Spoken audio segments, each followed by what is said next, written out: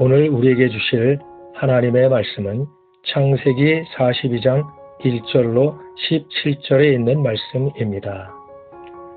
그때 야곱이 애굽에 곡식이 있음을 보고 아들들에게 이르되 너희는 어찌하여 서로 바라보고만 있느냐. 야곱이 또 이르되 내가 들은즉 저 애굽에 곡식이 있다 하니 너희는 그리로 가서 거기서 우리를 위하여 사오라. 그러면 우리가 살고 죽지 아니하리라 하네. 요셉의 형 10사람이 애굽에서 곡식을 사려고 내려갔으나 야곱이 요셉의 아우 베냐민은 그의 형들과 함께 보내지 아니하였으니 이는 그의 생각에 재난이 그에게 미칠까 두려워함이었더라. 이스라엘의 아들들이 양식 사러 간 자 중에 있으니 가나안 땅에 기근이 있으니라. 때에 요셉이 나라의 총리로서 그 땅 모든 백성에게 곡식을 팔더니 요셉의 형들이 와서 그 앞에서 땅에 엎드려 절하매 요셉이 보고 형들인 줄을 아나 모르는 체하고 엄한 소리로 그들에게 말하여 이르되 너희가 어디서 왔느냐. 그들이 이르되 곡물을 사러 가나안에서 왔나이다. 요셉은 그의 형들을 알아보았으나 그들은 요셉을 알아보지 못하더라. 요셉이 그들에게 대하여 꾼 꿈을 생각하고 그들에게 이르되 너희는 정탐꾼들이라 이 나라의 틈을 엿보려고 왔느니라. 그들이 그에게 이르되 내 주여 아니니이다. 당신의 종들은 곡물을 사러 왔나이다.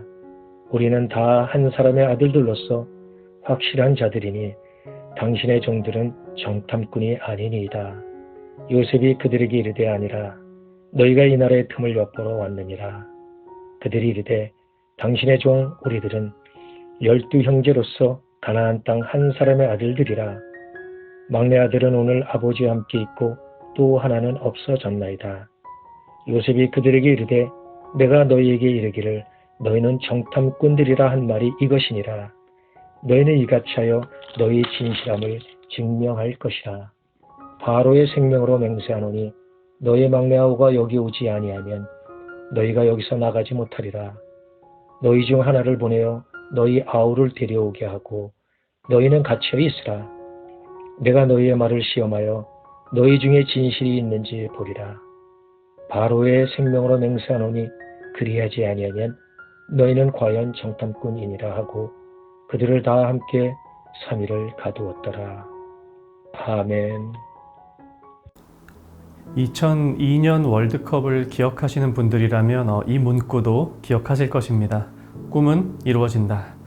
월드컵 4강전에 나선 우리 대표팀을 응원하기 위해 벌였던 대규모 카드 섹션의 문구였죠.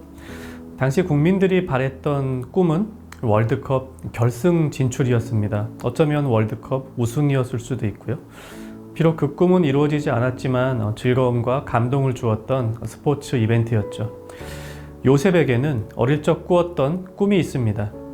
형들의 곡식단이 자신의 곡식단에게 절하는 꿈, 부모님과 형들이 자신에게 절하는 꿈. 그 꿈이 지금 요셉의 눈앞에서 이루어지고 있습니다. 가나안 땅의 기근이 길어졌습니다. 소문을 듣자 하니 애굽에는 곡식이 풍성합니다. 야곱은 자녀들에게 애굽에 가서 곡식을 사오라고 말합니다. 11명의 형제 중 막내 베냐민을 제외한 10명의 형제, 그 옛날 요셉을 팔았던 10명의 형들이 요셉이 있는 애굽으로 갑니다. 총리로서 무역을 관장하던 요셉은 멀리서 곡식을 사러 온 이들과 직접 교역 협상을 합니다. 당시 애굽은 크고 강한 나라였기 때문에 형들은 애굽의 총리 앞에서 벌벌 떨 수밖에 없었습니다. 6절 후반부 요셉의 형들이 와서 그 앞에서 땅에 엎드려 절하매 요셉의 꿈이 이루어졌습니다. 얼마나 감격적인 순간입니까? 요셉이 이쯤에서 자신의 자리에서 내려와 형들 나야 요셉 이봐 내가 옛날에 말한 대로 됐잖아. 형들이 나한테 절했잖아. 이렇게 말했다면 굉장히 통쾌한 장면이었겠죠. 형들은 반성하고 또 그 옛날 요셉의 꿈이 진짜 이루어졌구나. 또 그들은 오랜만에 해후를 즐겼겠죠. 그러나 요셉은 그렇게 하지 않았습니다. 자신의 꿈이 이루어진 것에 흥분하지 않았습니다. 왜죠? 형들이 자신에게 절하는 것은 그렇게 중요한 일이 아니기 때문입니다. 그것이 이루어진들 자신이 기분 좋은 것 외에 어떤 유익이 있겠습니까? 요셉은 자신에게 꿈을 주신 분이 하나님이셨음을 알고 있습니다. 단지 자신이 높은 자리에 오른 것, 그것으로 그 꿈이 끝나지 않는다는 사실을 요셉은 잘 알고 있습니다. 자신의 꿈은 하나님의 거대한 꿈의 한 조각일 뿐이다. 요셉은 이것을 너무도 잘 알고 있었기에 자신의 꿈이 이루어졌다는 것에 쉽게 흥분하지 않습니다. 요셉은 형들을 엄하게 대합니다. 너희들은 곡식을 사러 온 것이 아니라 우리나라를 정탐하러 왔다. 이렇게 누명을 덮어씌우죠.